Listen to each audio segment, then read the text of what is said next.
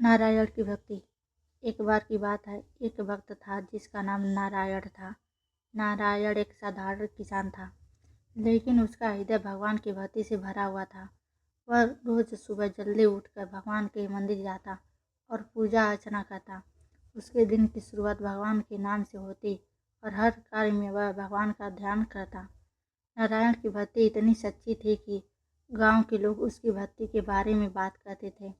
एक दिन गांव में एक बड़े संत आए। गांव के लोग उनसे मिलने गए और उन्होंने संत से कहा, गुरुजी, हमारे गांव में नारायण नाम का एक भक्त है जो भगवान की सच्ची सेवा करता है।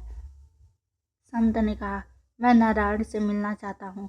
अगले दिन संत नारायण के खेत पर गए, जहाँ वह अपने खेत में काम कर रहा था। संत ने उससे कहा, नारायण, मैंने सुना है कि तुम बहुत बड़े भक्त हो। मैं तुम्हारी भक्ति को परखना चाहता हूँ। नारायण ने सिर झुकाकर कहा, गुरुजी, मेरी भक्ति सच्ची है या नहीं, यह भगवान ही जानते हैं। मैं तो बस उनका नाम जपता हूँ। संत ने कहा, कल मैं तुम्हारे घर आऊँगा और तुमसे एक परीक्षा लूँगा।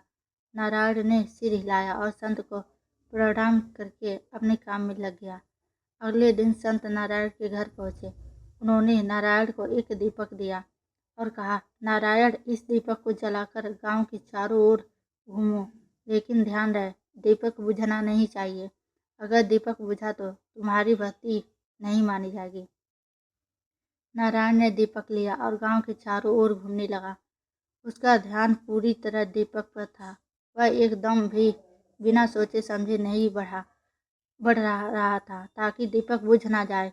जैसे ही वह वापस आया, संत ने उससे पूछा, नारायण, तुमने दीपक जलते हुए गांव के चारों ओर घुमा लिया, लेकिन बताओ, इस दौरान तुमने भगवान का नाम कितनी बार लिया? नारायण चौंक गया।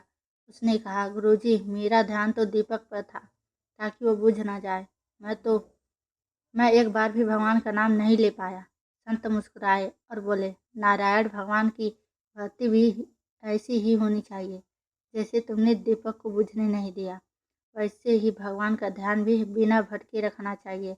अगर तुम्हारी भक्ति सच्ची है तो चाहे कोई भी कार्य हो, तुम्हारा मन भगवान में ही लगा रहेगा। नारायण को अपनी गलती का एहसास हुआ और उसने संत के चरणों में गिरकर माफी मांगी। संत ने उसे आशीर्वाद दिया और कहा, सच्ची भक्ति वही है जिसमें मन, वचन और कर्म भगवान में ही लगे रहे। उस दिन से नारायण ने अपनी भक्ति को और गहरा कर लिया और उसका हर कार्य भगवान की आराधना बन गया। उसकी सच्ची भक्ति ने भगवान भी प्रसन्न हुए और उसे आशीर्वाद दिया। यह कहानी हमें सिखाती है कि सच्ची भक्ति वही है जिसमें हम हर कार्य में भगवान का ध्यान रखें और मन को पूरी तरह से उनके चरणों में समर्पित करें।